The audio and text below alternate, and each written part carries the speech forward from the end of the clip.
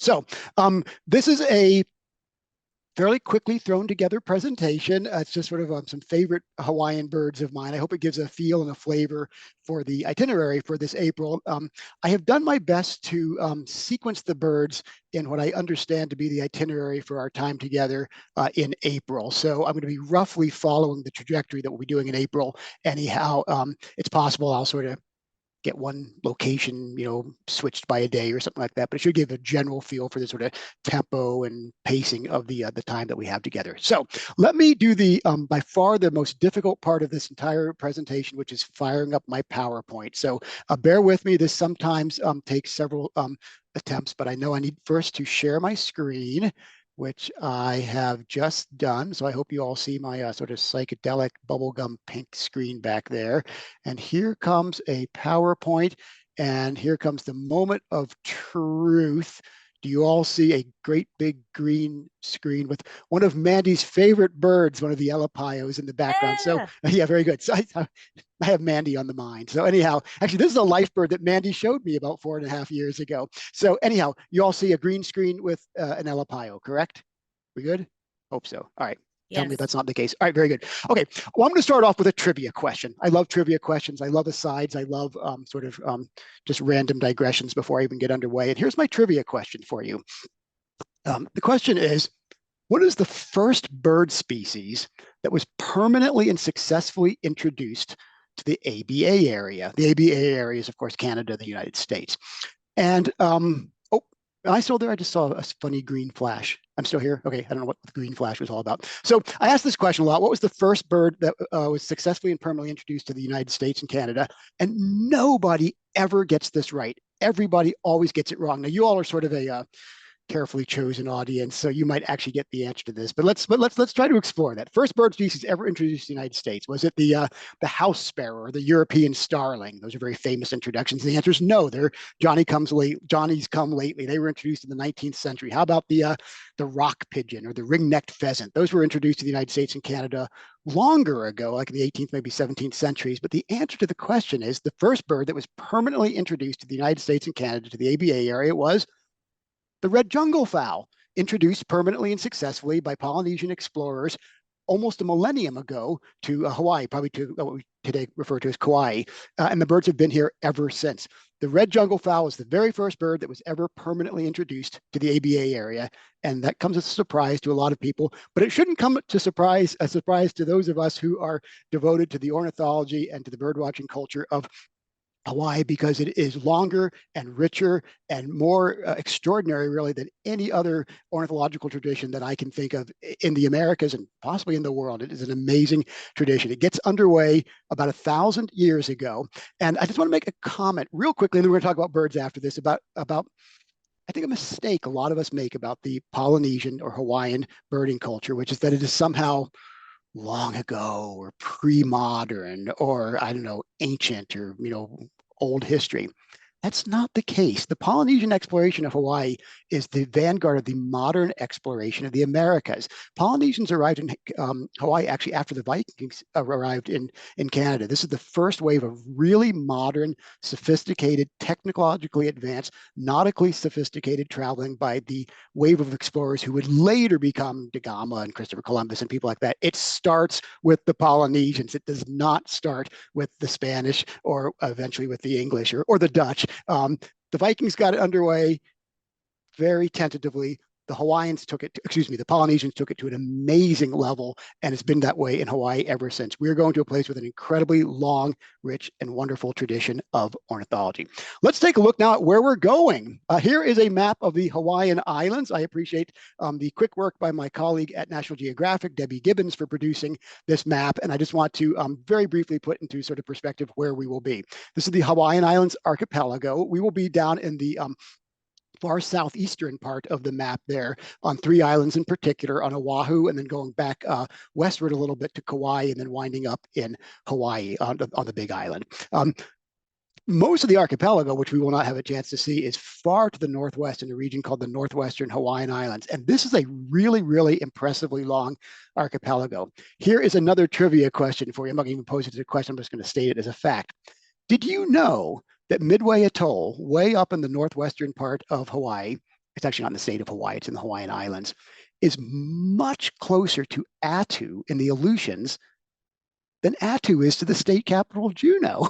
That's how big the Hawaiian Islands archipelago is. If you are in Midway, you're like not all that far away from, I mean, you are far away from, but it's just sort of a shot straight north up to Attu.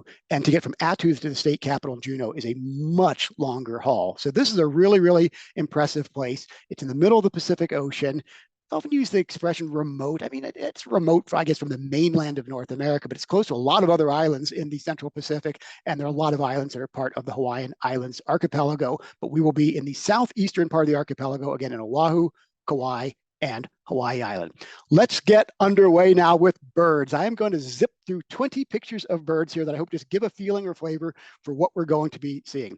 If I'm not mistaken, Mandy, correct me if I'm mistaken, we're going to start in Honolulu, in the big city on the island of Oahu. And yes.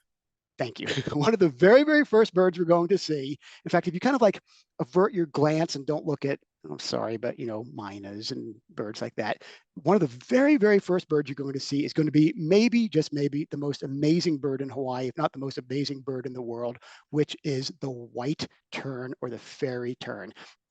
These birds occur right in downtown Honolulu. I mean, like in the dead center of the city around high rises and boulevards. I mean, as urban as can be.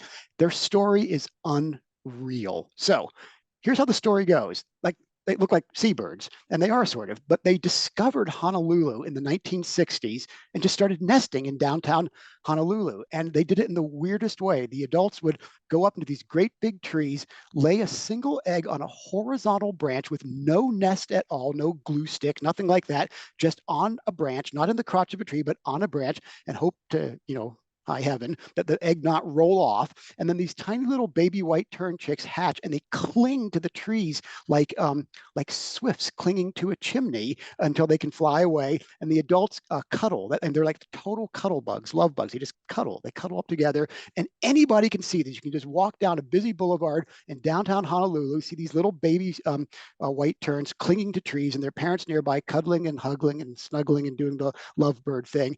And they're just the coolest birds in the world, and they look so crazy. So I have a theory. If extraterrestrials ever visit the Earth and bring birds with them, their pet birds are going to be white terns. I mean, look at that bird, that incredible, weird black eye. And it's actually accentuated by the fact that the only black feathers on this otherwise all white bird are this tiny ring of black feathers around the eye. And that bill is so crazy. It looks like a huge black thorn or something like that. This is one of the craziest, weirdest, wildest, most amazing birds on Earth. And by the way, it's not a tern. Like, we don't know what it is. We just know it's generally related to like gulls and shorebirds and skimmers and stuff like that. But we just kind of call it a white tern because we don't know what else to call it. And you will see these in Honolulu. And like, I'm kind of joking here, but like, if you went to Hawaii and only saw a white tern, it would still be worth it. Like, that's how awesomely, amazingly, fantastically cool the white tern is. Like, you're not going to want to leave Honolulu, but you do have to leave Honolulu. So let's move along to another bird. It's a very, very beautiful bird, a rather different bird. This is a rose-ringed parakeet.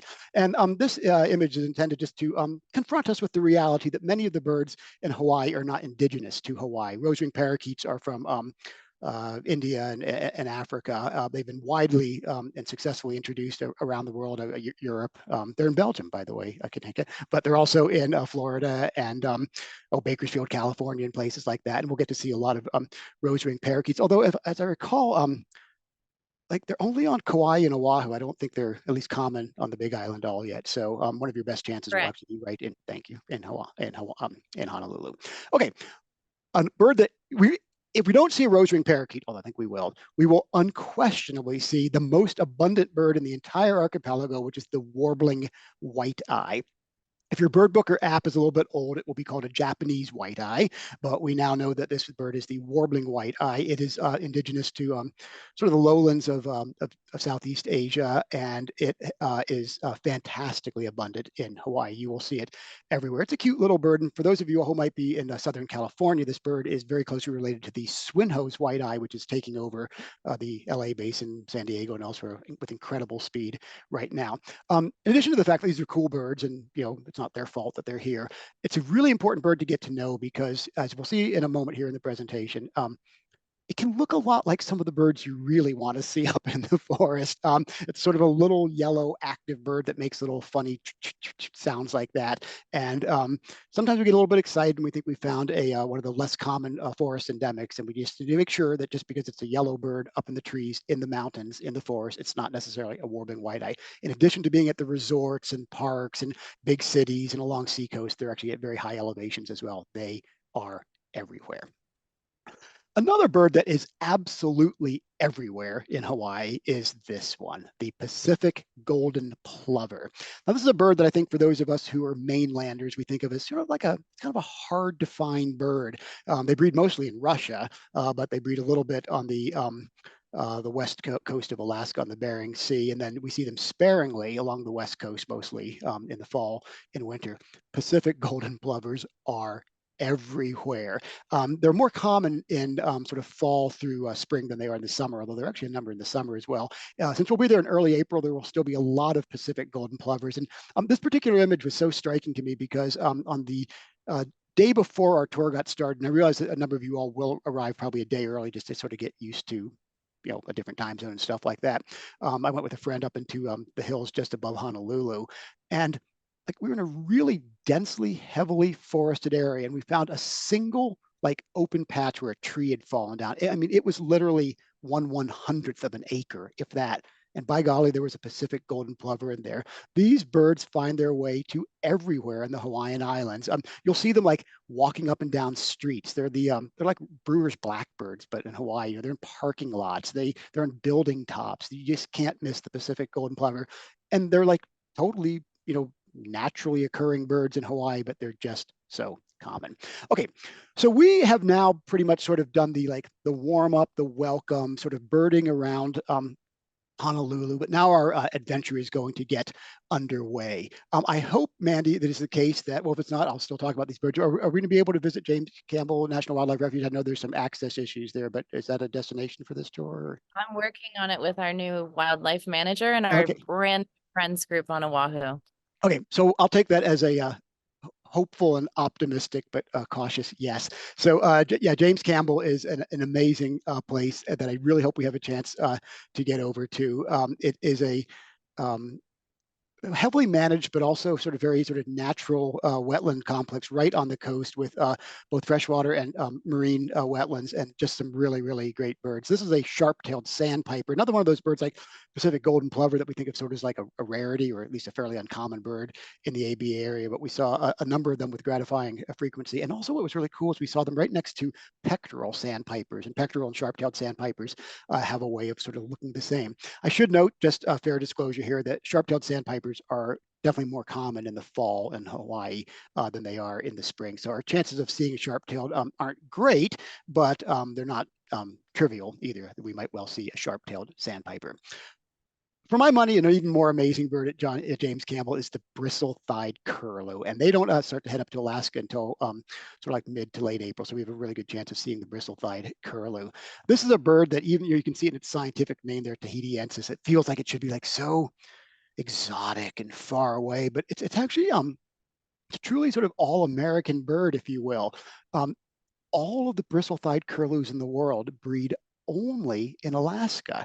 Unlike the Pacific golden plover, which has like a big breeding population, as I said, in Russia, they're only in Alaska. Every bristle-thide curlew on Earth breeds in Alaska, and quite a number of them find their way to James Campbell and to some of the other coastal hotspots in Hawaii. And since we'll be there in the first part of April, we do have a fairly good chance of seeing the bristle-thide curlew, a bird that in order to see it in the ABA area, you either have to get really lucky with a vagrant on the West Coast, like around Seattle or somewhere like that, or make a fairly challenging trek up into the highlands above Nome in Alaska, where they are most readily found. So that's James Campbell, and Mandy willing, will have a chance to get to James Campbell. But let's move along now, and we are going to now find ourselves on, we're in Kauai now, and we're at one of my favorite places. It's the Kilauea Point Lighthouse, and I mean, you walk up to the Kilauea Point Lighthouse and it kind of feels like, I mean, honestly, kind of any other beach on the earth. There's a lighthouse and a parking lot and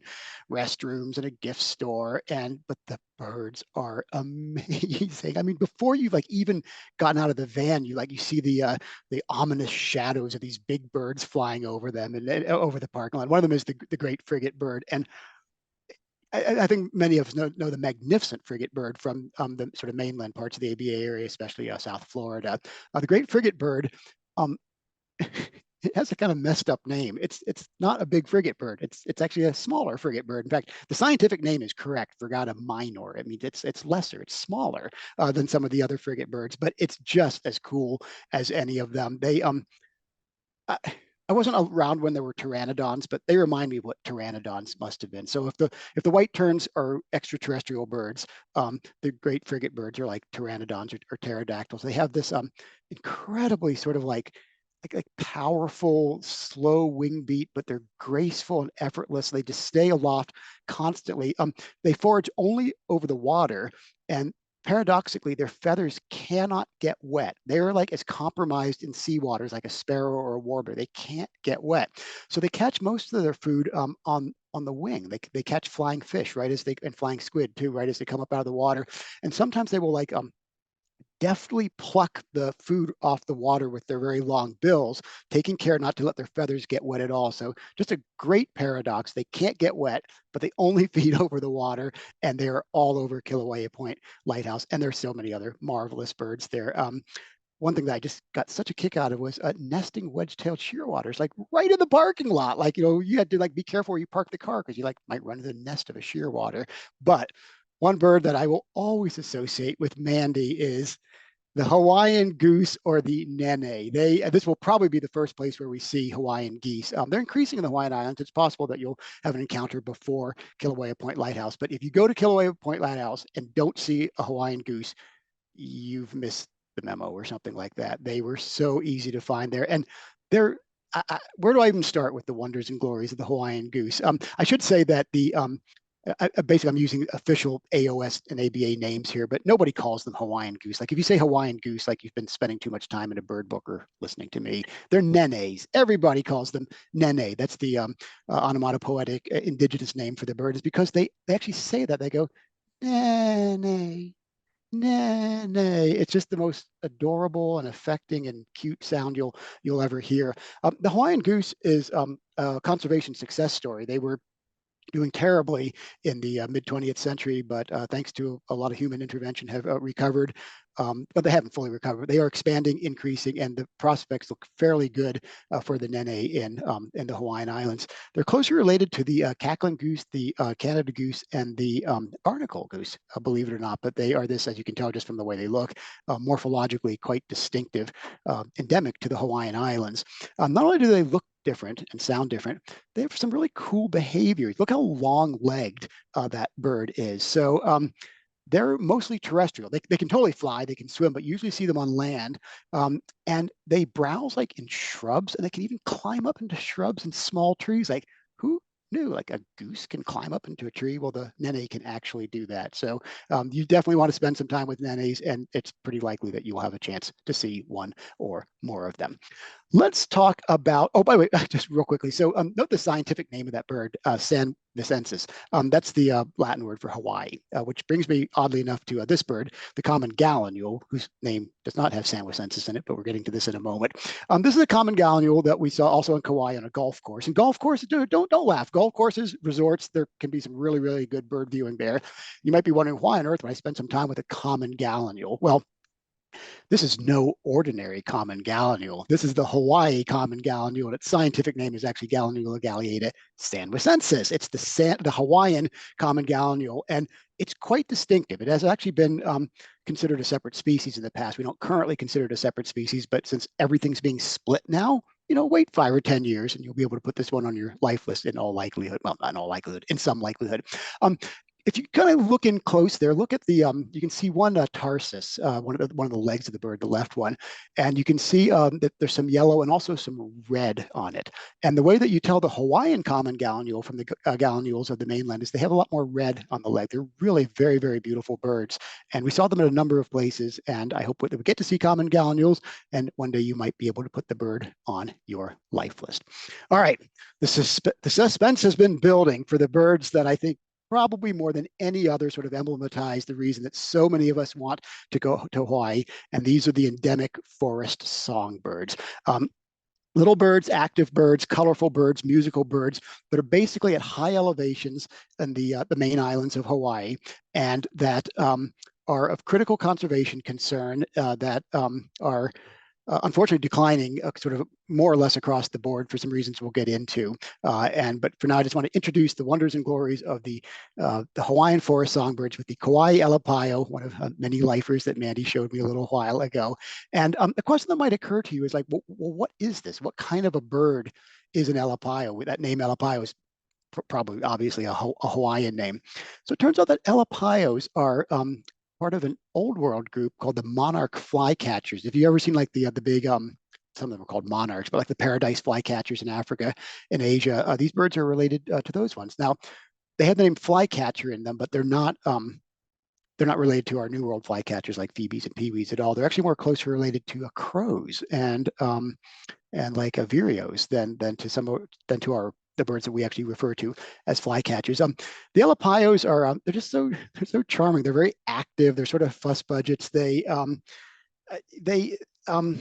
make beautiful little sounds, but they're really just active. They're just always doing things. It's sort of hard to get one to sort of sit still like this one did. And their plumage acquisition is really interesting. They have something called delayed plumage maturation. It takes them two full years to acquire their adult plumages. And they're Alipayos on all the different on several of the main islands. They're different species. One of our ABA friends, Eric Vanderwerf, did the bulk of the work to show that there are different species of Alipayo. If you go to an old book, it'll just say Alipayo, but now that we know we have Alipayos corresponding to the main island. So I think we saw all three of them actually on our trip, Mandy, and we have a pretty good chance, I hope, at seeing all three of them again. So this is an Alipayo. Chances are you'll see an Alipayo. Hang tight with Mandy. She has a thing about Alipayos. Mandy's an Alipayo person. I have to admit, I'm kind of an Amakihi person myself. There are also Amakihis on the main islands, and they're just the most like I know they're plain. I don't know. I mean, they're just little yellow birds with decurved bills, but they have so much personality. They make lots of sounds. This particular one, the Kawaii Amakihi, it looks superficial like the Amakihis of the other islands, but it's got a really different song. It's much more whistled, sort of a bright, clear song, and often it starts off with one note like and it sounds like appreciably different from like, well, I don't want to give the game away here, but another Amakihi that we're going to meet a little bit later on here. The Kawaii Amakihi, unfortunately, is not doing well. It is susceptible to avian malaria, and it has not, as far as we know, evolved any resistance to avian malaria at all. It's only on the island of Kauai, and it's declining and withdrawing in Kauai as well. So the long-term prospects for the Kawaii Amakihi aren't great, but there are aggressive plans to both protect its habitat and especially to try to rid parts of Kauai of mosquitoes. And we'll talk about that a little later on. The subject of mosquitoes brings us to this bird, this undeniably charming, beautiful, historically significant, and also kind of bad boy of the bird world of Hawaii. So this is a white-rumped shama. It actually is a flycatcher, an old world flycatcher, and it's not supposed to be in Hawaii. It was brought to Hawaii, against its will. It had no say into this, and it's a very, very successful bird because it's native to or indigenous to the lowlands of Asia. It's fully resistant to malaria, and that's a huge problem because it can transmit the mosquitoes without getting sick itself. It comes into contact with other birds, and the shama is a vector to some of the indigenous birds that have not yet evolved resistance to malaria. So again, this is not the fault of the shama, but the shama is not helping matters at all. I got to tell you a story about the white-rumped shama and why it's one of my favorite birds of all. It's sort of a personal thing with me. So this is an anecdote. It's not really about Hawaii, but it's so cool. So the white-rumped shama is the first natural natural sound that was ever recorded, ever audio recorded. I'm really into audio recording and the history of natural sounds audio recording. It was recorded in the year 1889. And the story of how it got recorded in Asia, by the way, is so cool. It was recorded by a person named Ludwig Koch, who went on to become a very, very important person in engineering and sound engineering. And he had the insight of making what we call he called a wax cylinder, kind of like a precursor to vinyl LPs. And he made this wax cylinder and found a shama and made a recording of the white rump shama that we actually still have. What an ingenious thing to do. He just came up with this idea to make a wax cylinder recording of a white rump shama. But I haven't told you the coolest part of this story. When Ludwig Koch did this is like the punchline. He was 7 years old, like 7, not 17. He was 7, like 1, 2, 3, 4, 5, 6, 7 years old. There was a shama in his yard. He wanted to make a recording of it. He had an insight that kind of launched the recording industry, and it all started with the white rumped shama. What an incredible precocious talent. I like to, I have a friend who lived with us very close to us in Colorado, Alejo Williams. He lives in Colombia now. And Alejo wasn't doing things like this when he was 7. I think it was like 8 or 9 until he was doing things like that. And I think he starts middle school next year or something like this. But Ludwig Koch got started making recordings of birds even before Alejo Williams was doing the amazing things that he's doing now. Alejo is the most precocious young birder I've ever met. I wish I could have met Ludwig Koch, who recorded the white rump shama, but I digress, and I need to move on to our next bird. We are going to now leave Kauai and go to the Big Island, to Hawaii. And this is where we're going to see the most birds, spend the most times, and probably find the greatest number of specialty birds here. So this is a short-eared owl, a bird that we, of course, have in the mainland. It's widespread in the United States and Canada, the mainland, the continental United States and Canada. It's also in Hawaii. And kind of like the shama, it's a bird that got here fairly recently. Now, the shama arrived here in the 20th century. The short-eared owl, we know from the fossil record, arrived somewhere like in the 1200s, 1300s, somewhere around then. So it actually arrived after the Polynesians got here. The Polynesians, in addition to bringing red jungle fowls, did what every European explorer did, was they brought rats. They didn't mean to bring rats, but they accidentally brought rats. So the rat problem in Hawaii goes back to way before Cook in 1778. It's actually a Polynesian problem. And these owls started to show up right after the Polynesians inadvertently introduced rats here. And so some questions arise. Did the Polynesians possibly bring the short-eared owls with them? Their vessels were quite sophisticated. They were capable of bringing chickens, so why not bring an owl? Another really curious thing is that the short-eared owl has this very sort of revered status or stature in Hawaiian culture. Owls worldwide are persecuted. And this is just like a human cultural universal. People don't like owls, but Polynesians are revered. Short-haired owls are revered in Polynesian culture, suggesting, or more than suggesting, strongly intimating a sort of a cultural connection between short-haired owls and Polynesian people. And they arrived after Polynesians, and whether they came here on their own because there were rats that were good to eat, or whether Polynesians brought them is simply unknown. But it's a really, really cool story. All right, cool stories. Here comes the cool story.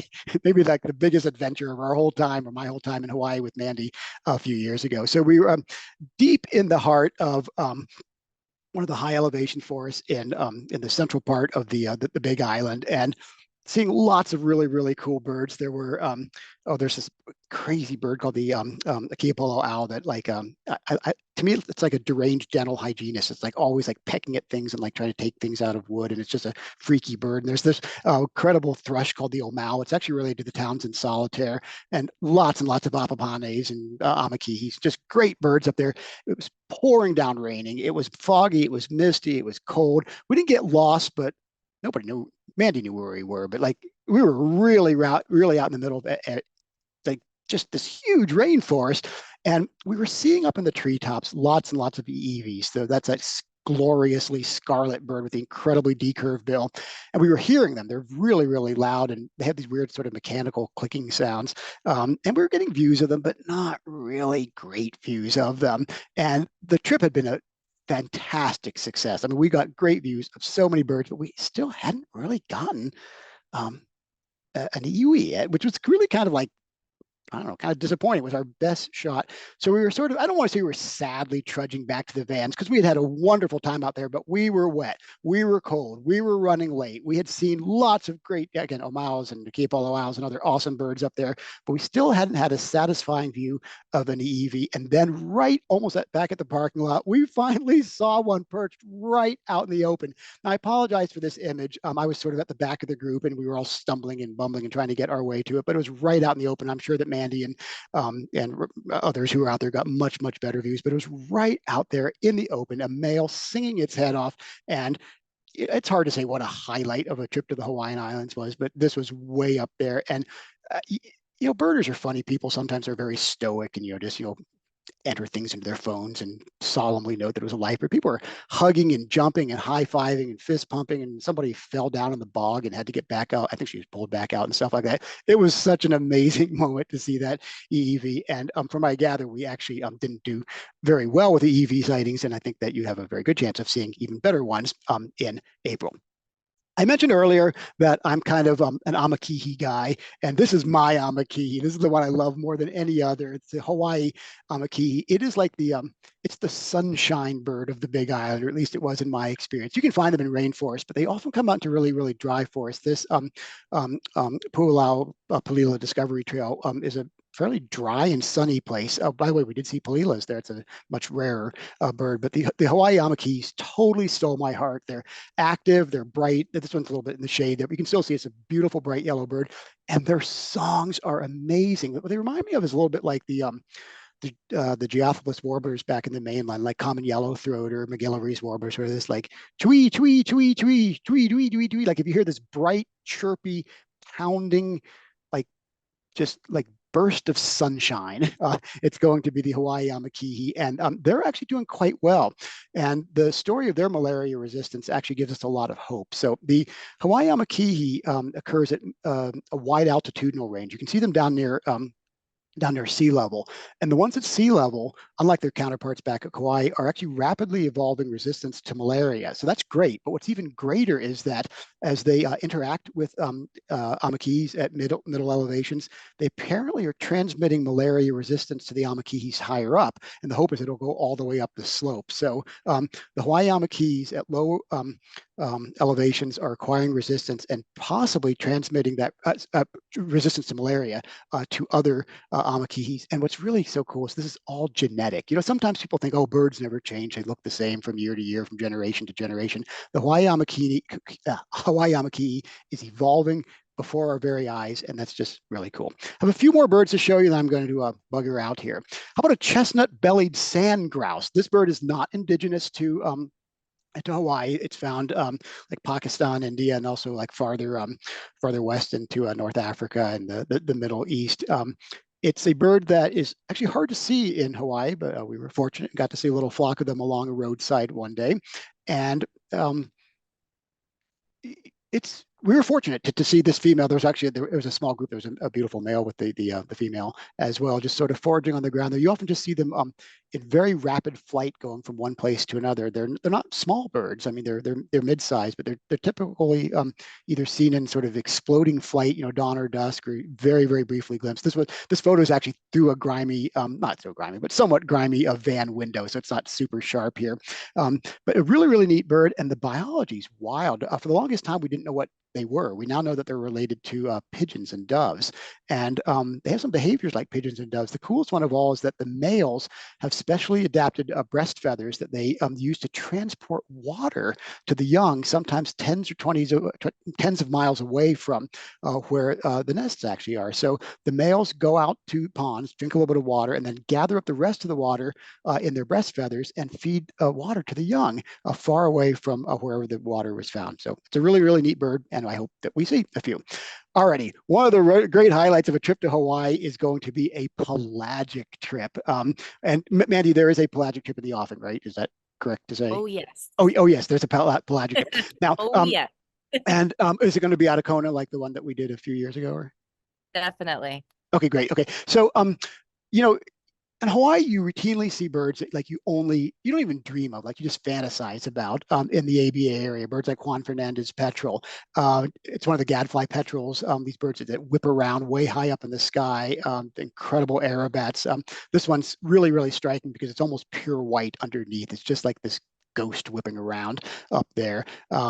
Almost no chance of ever seeing one off the mainland, but a decent chance of seeing them in Hawaii. Now, I should say that Juan Fernandez petrel in Hawaii, it doesn't breed anywhere near Hawaii. They breed down in Chile, actually. They're more common, much more common in the fall, and we don't have a particularly good chance of seeing one in the spring. But there are other really neat birds that we'll see on the spring pelagic as well. But this just gives a feel for like the possibilities of seeing a bird that you just have really no chance of seeing anywhere else in the AB area. A bird that you're almost guaranteed to see is going to be the wedge-tailed shearwater.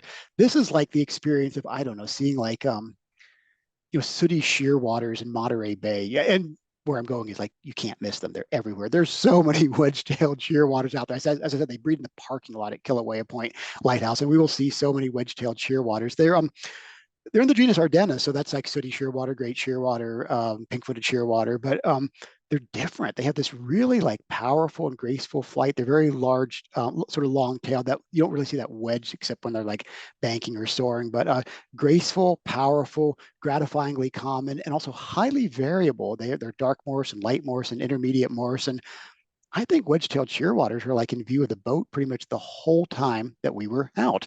And you'll see wedge-tailed shearwaters. Probably won't see a Juan Fernandez petrel, although I might be wrong about that. And you'll see a lot of other great birds on the pelagic tip.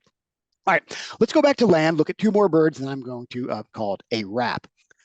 On the very next to last day of our time in Hawaii, we went to Hawaii Volcanoes National Park, and we finally got really, really up close and personal with the Apapane. And this bird is sometimes sort of described as a poor man's Eevee, and I think that's not fair. This bird is every bit as cool as the Eevee. This photo does not do justice to the bird. I was spending most of my time at Hawaii Volcanoes National Park audio recording these birds, and there's nothing like them on Earth. I don't know how to describe the sound. They kind of remind me of like maybe neotropical mannequins or something like that. They combine these really powerful, clanky, sort of metallic whistles, lee, lee, lee, lee, lee, with like this wing clapping at the end of there's the snapping sound. So like, if you hear these whistles, followed by you're hearing Apapanes, and they sing in chorus. You can hear like more than 10 of them at one time right around the visitor center at Hawaii Volcanoes National Park. And the Apapane is doing great. I mean, relatively, all things considered, it has evolved resistance to malaria. The population on the Hawaiian Islands is well over 1 million pairs, so much, much more successful than almost all the other forest songbirds. And we were all sort of applauding and cheering at the success of the Apapane for having defeated malaria. And then a horrible realization set in, which is that they're up there with all those birds that have not yet evolved resistance. So it's a very fraught story. It's great that there's so many Apapanes and they're totally indigenous to and endemic to the Hawaiian Islands, that they have sort of apparently beat the malaria thing. But unfortunately, they do come into contact with birds that have not, and may be vectoring the mosquitoes just the way that the white rump shamas are as well. So that's sort of the friction or the tension of like being in the Hawaiian Islands. There are beautiful birds. There's staggering, just natural beauty. There are wonders everywhere, but it's an area that really presents a lot of somber conservation challenges for us to think about. I know that Mandy and some of the local folks down there will talk a fair bit about that when we are together in Hawaii. Let me end though on a sort of global, I don't know, wandering note. This is a wandering tattler, and I've already talked to you all about several birds that to me are sort of emblematic of Hawaii, and this might be just the most perfectly Hawaiian bird of all. Now, they don't nest in Hawaii. They breed way inland in the far northwestern parts of the ABA area, like Yukon, British Columbia, central Alaska, up in high elevation rocky streams. And then they disperse very widely, both to the Pacific coast of the Americas and also to the Pacific Islands, including Hawaii. And I just loved seeing these wandering tattlers. They were right around, honestly, a resort that we were staying near. And they just felt so like at home. They belonged there. And even though they were like, they'd just come down from their breeding grounds in the Yukon and they were going to be heading back to Lord knows where later on, but there was I felt a kinship with the wandering tattlers there. I'd wandered to Hawaii. Every human who's on Hawaii has, in some sense, wandered there. Even if you were born in Hawaii, your ancestors wandered there. And the wandering tattler and the human visitors to Hawaii, to me, are sort of a kindred spirit. And that's actually where I'm going to leave us off now.